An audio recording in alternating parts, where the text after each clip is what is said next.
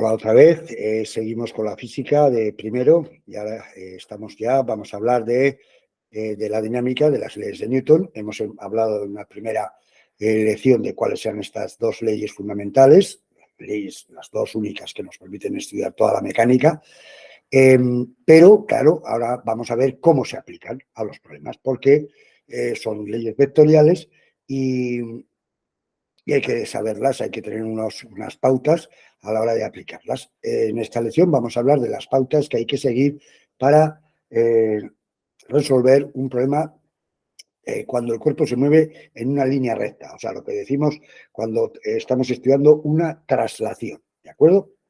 Vamos a ver, entonces, las pautas para aplicar las leyes de Newton a una traslación, ¿de acuerdo? Pues empezamos.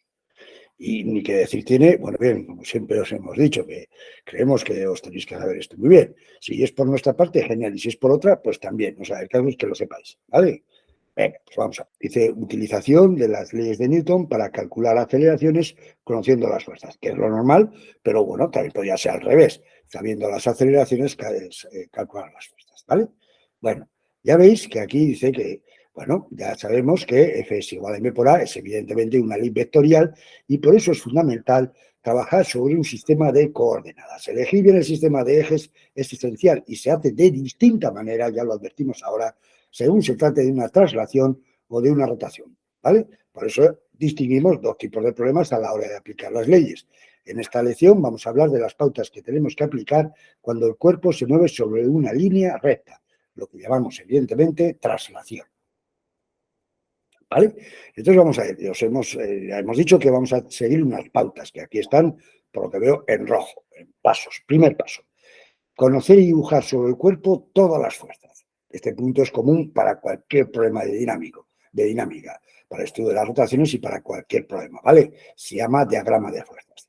Debemos dibujar todas las fuerzas que actúan sobre el cuerpo, siendo estas de dos tipos.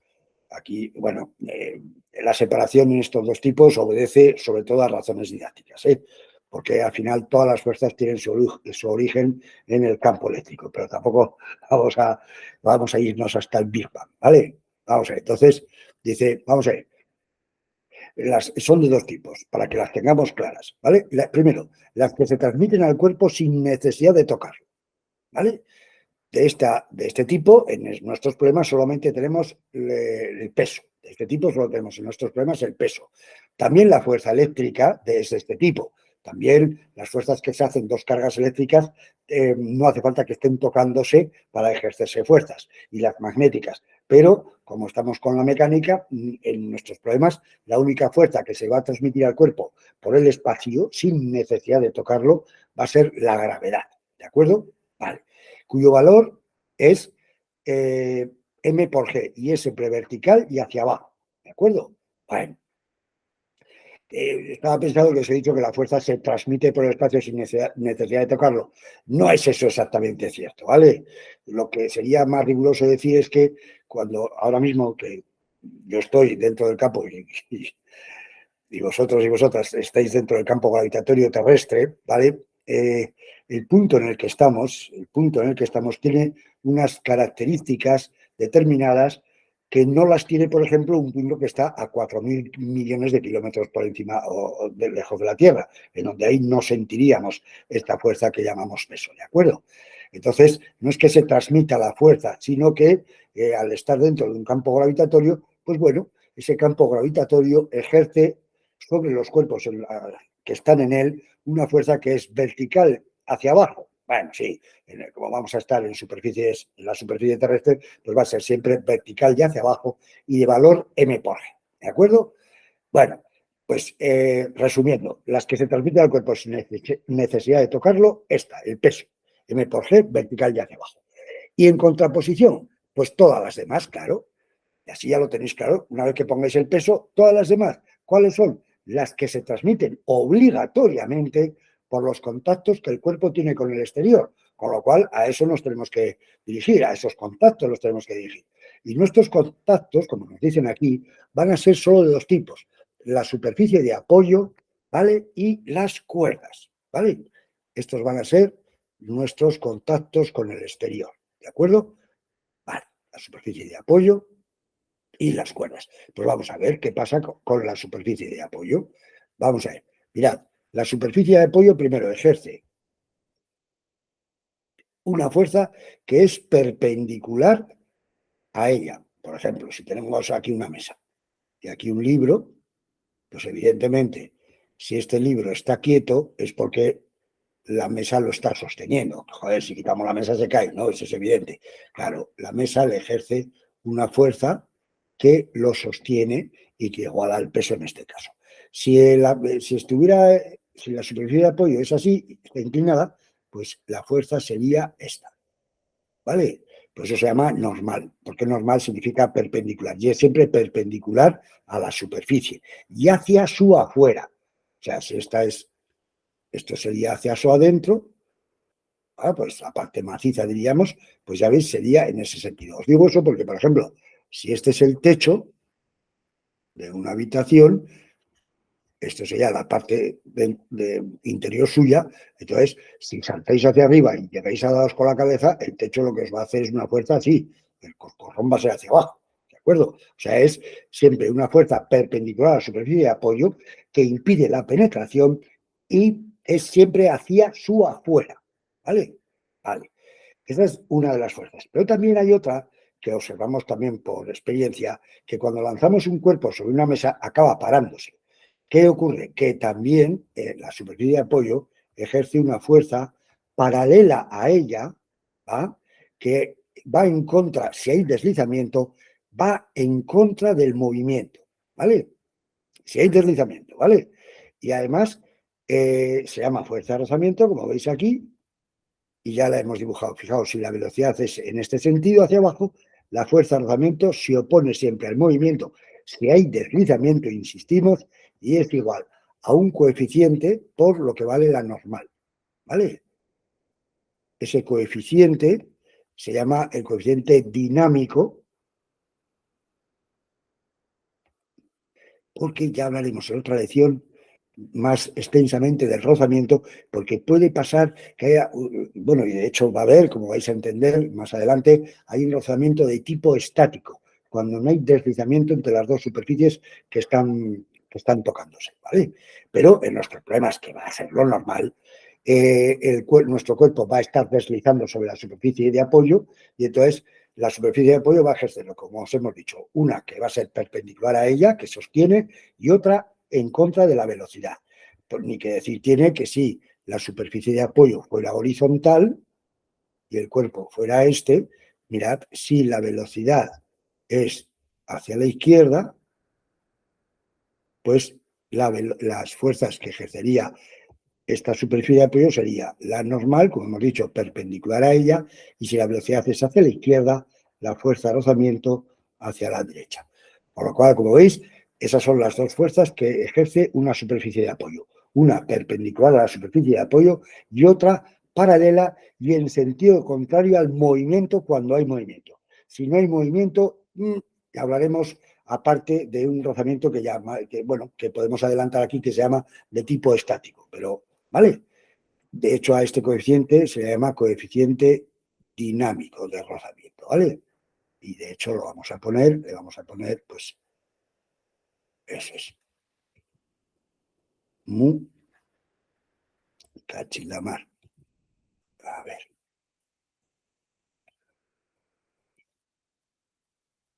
mu dinámico, ¿vale? Bueno, pues estas son las dos fuerzas que ejerce la superficie de apoyo. Es uno de los contactos que vamos a tener seguro en nuestros problemas. Pero hay otro contacto que son las cuerdas, como veis. En muchos problemas vamos a tener el cuerpo agarrado a una cuerda, ¿vale?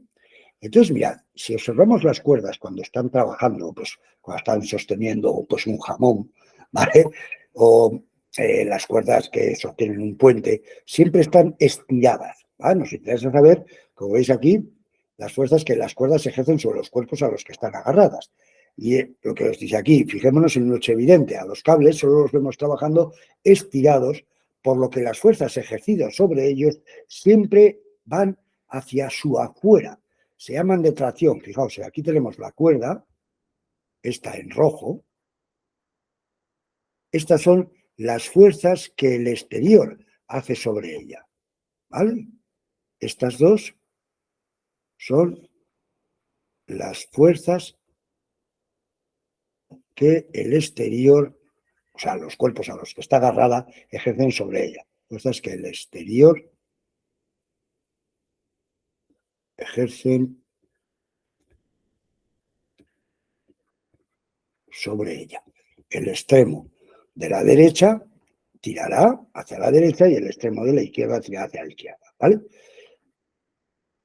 ¿Verdad? Porque si las fuerzas fueran las dos en sentido contrario, pues el cable se doblaría y no ejercería ninguna fuerza. O sea, no podemos coger una cuerda, solamente puede trabajar si las fuerzas que actúan sobre ella son, como veis, hacia su afuera o de tracción, que se dice, ¿vale? ¿De acuerdo? No podéis poner una cuerda de pie y poner un tiesto encima, se va a caer, eso es evidente, ¿vale? Por eso decimos hacia su afuera, atracción, como os ha comentado. Esa es la única manera que tienen de trabajar las cuerdas, ¿de acuerdo? Entonces, si aplicamos la ley de acción y reacción, claramente, daos cuenta que a nosotras no nos interesan las fuerzas sobre la cuerda, porque no vamos a estudiar la cuerda. Lo que nos interesa son las fuerzas que los extremos, o sea, las fuerzas que la cuerda ejerce a los extremos, perdón. ¿Vale? Acabamos de hablar aquí, efectivamente, estas fuerzas azules son las fuerzas que los extremos ejercen a la cuerda. Entonces, como a nosotros nos interesan las fuerzas que la cuerda ejerce a los cuerpos que están agarrados a ella, esas fuerzas serán las mismas pero de sentido contrario, que son estas dos que hemos dibujado en verde y que son las contrarias a las dos anteriores, ¿vale? Que se llaman tensiones, ¿de acuerdo? Entonces, por ejemplo, aquí hemos dibujado pues un cuerpo colgado del techo y fijaos, la cuerda la vamos a poner en rojo, esta sería la cuerda, entonces fijaos, a lo que hemos colgado, claro, ¿qué hace? Una fuerza ejercida hacia su centro, que es esta, y al otro extremo una fuerza que también va hacia su centro, que es esta. Claro, del jamón diríamos que hemos colgado, tira hacia arriba y lo sostiene, claro, y contrarresta el peso, y por eso este cuerpo se queda quieto, y del techo tira hacia abajo, claro. Y estas son las fuerzas que las cuerdas ejercen a los extremos a los que están agarradas, que son los cuerpos que vamos a estudiar. Insistimos, no vamos a estudiar la cuerda, no nos interesa. De hecho, se supone que su masa es muy pequeña, ¿de acuerdo? Entonces, esas son las fuerzas que nos interesan, las tensiones, que son fuerzas siempre dirigidas hacia su centro. Lo que os hemos dicho aquí arriba era para que lo entendierais y no deciros, mira, son así porque lo digo yo. No, sino simplemente que si las cuerdas siempre están tensas, eso es porque el exterior le está ejerciendo fuerzas hacia su afuera. Por lo tanto, la ley de acción y reacción nos dice que las cuerdas a los extremos a los que está agarrada les ejerce fuerzas hacia su centro que llamamos tensiones. Y eso sería la última frase, el resumen que tenemos que saber. ¿De acuerdo? Bueno, dice, como vemos en la figura que representa un cuerpo colgado, la cuerda tira hacia arriba del cuerpo colgado y lo sostiene, y del techo hacia abajo, como intuitivamente podemos comprender. En nuestros problemas, las dos tensiones tendrán el mismo módulo. Y después nos dice que si hay otro tipo de fuerzas, se dirá. ¿De acuerdo? Vale, ese es el primer paso, que va a ser siempre general para las traslaciones y rotaciones, con lo cual, bueno, ahí lo tenéis ya para siempre. Segundo, descomposición de las fuerzas sobre los siguientes ejes. El eje X será el de la recta sobre el cual se traslada el cuerpo. En otros sitios le podrán llamar de otra manera, pero que sepamos aquí, porque, bueno, estoy haciendo yo la peli y los apuntes, y en muchos sitios, se le llama el eje X de la traslación, para entendernos, pero puede ser oblicuo y lo define la recta por la que se traslada el cuerpo, como hemos dicho. Y después el eje Y perpendicular al eje X, siendo el origen de coordenadas el cuerpo. ¿Ah? La razón de elegir estos ejes y no otros es porque sobre ellos y solamente sobre ellos se aplican las condiciones del tercer paso. ¿Vale? Dice, una vez hecha la descomposición vectorial de las fuerzas sobre estos ejes, damos el tercer paso. Claro, fijaos, sobre el eje de la SIS podemos decir esto. ¿Vale? ¿Por qué? Porque hemos elegido el eje de las X, el de la trayectoria. Por lo tanto, la ley de Newton solamente hay aceleración sobre el eje de las X, entonces podemos decir que las fuerzas sobre el eje de las X es igual a la masa por la aceleración sobre el eje de las X, que es la única que hay, y sobre el eje de las Y, si lo hemos elegido así, diremos que la resultante ha de ser cero, claro, porque no hay movimiento sobre ese eje. Y es absolutamente fundamental que cojamos estos ejes, ¿vale? Porque, por ejemplo, la condición de que la resultante sobre el eje de las fuerzas sea cero, esa condición nos va a permitir conocer lo que vale la normal, ¿de acuerdo? ¿De acuerdo? Perdón, ¿vale? Nos va a permitir conocer lo que vale la normal. Si cogiéramos otros ejes, pues ya no podríamos decir que es, por ejemplo, imaginad, si este cuerpo, mirad, está cayendo, ¿vale? Si cogemos estos ejes, fijaos que se está moviendo sobre los dos. ¿Veis? Cuando esté aquí, fijaos, ahora mismo, ¿cuál es? Fijaos, su posición aquí, en los dos es 0, 0, pero ahora, cuando el cuerpo esté aquí, la posición sobre uno eje es esta y sobre otro es esta. Y cuando esté aquí, como veis, la posición sobre el eje horizontal sería esta y sobre este esta. Con lo cual, como estáis viendo, efectivamente, si cogemos otros ejes que no sean el de la traslación y el perpendicular, hay movimiento sobre los dos, hay aceleración sobre los dos y la hemos liado de maravilla. O sea, que me hacéis caso, ¿vale? Cuando tengamos un cuerpo que se mueve en línea recta, dibujamos primero las fuerzas, segundo las descomponemos sobre el eje que hemos dicho de la traslación y el eje perpendicular a la traslación y aplicamos en un tercer paso estas dos leyes, que las resultantes sobre el eje de las y es cero y las resultantes sobre el eje de las x masa por aceleración, ¿vale? Bueno, aquí os dice un poco lo que yo os he comentado, ¿vale? Que sobre nuestro eje y solo sobre él sabemos que la resultante es nula y que sobre otros no. Y aquí tenemos un ejemplo, mirad. Dice, calcular la aceleración con la que cae un cuerpo de masa m por un plano inclinado alfa grados respecto a la horizontal. Bueno, esto es un ejemplillo para que lo veáis. Mirad, primero, primer paso, las fuerzas. ¿Qué hemos dibujado? Pues la normal, como veis, el peso y la fuerza de rozamiento. Las hemos dibujado en rojo, como veis. ¿De acuerdo? Ahí tenéis la normal y la fuerza de rozamiento, que son las fuerzas que ejerce la superficie de apoyo, y como no hay más contactos con el exterior, no hay más fuerzas que el exterior lo pueda ejercer, salvo el peso vertical y hacia abajo, que lo ejerce siempre la Tierra sin necesidad de todo. Después hemos dibujado el eje X y el eje Y en verde, y la única fuerza que tenemos que descomponer, como veis, es, ya veis, aquí el segundo paso está la descomposición, la única fuerza que tenemos que descomponer es el peso, como veis, en P sub X y en P sub Y. Dado que este ángulo es alfa también, pues ya veis que P sub Y va a ser el peso por el coseno, ¿ya veis? Y P sub X va a ser el peso por el seno. Y una vez que hemos descompuesto, aplicamos la ley que hemos dicho. Resultante sobre el eje de la x 0, de donde si miramos, ¿qué vemos? Que sobre el eje de la x tenemos la normal hacia arriba y P sub I hacia abajo. Ah, entonces, pues ¿qué diremos? Si la resultante sobre el eje de la x es 0, diremos que la normal es igual a P sub I, de donde la normal es igual a, pues como P sub I es esto, en eje coseno de alfa, y entonces de ahí, si sabemos que la normal es esto, calcularemos la fuerza de rozamiento. Y ya una vez que tenemos la fuerza de rozamiento, vamos al eje de las X y decimos a favor del movimiento menos en contra igual a masa por aceleración. Fijaos, a favor peso X menos en contra el rozamiento, ya veis, igual a masa por aceleración. Hemos sustituido lo que vale peso X, lo que vale la fuerza de rozamiento, lo hemos igualado a masa por aceleración, se nos van las masas y nos queda esta fórmula, que no os aprendáis, pero ni por el forro de la nariz. Era simplemente para que veáis que lo que hemos dicho, bueno, pues lo hemos hecho en este ejemplo muy sencillo. Os recomendamos, como siempre, que veamos las pizarras en donde ya vamos a hacer problemas de exámenes y fundamentales, ¿de acuerdo? Pero aquí simplemente, pues, un ejemplo de aplicación de lo que acabamos de decir, ¿de acuerdo?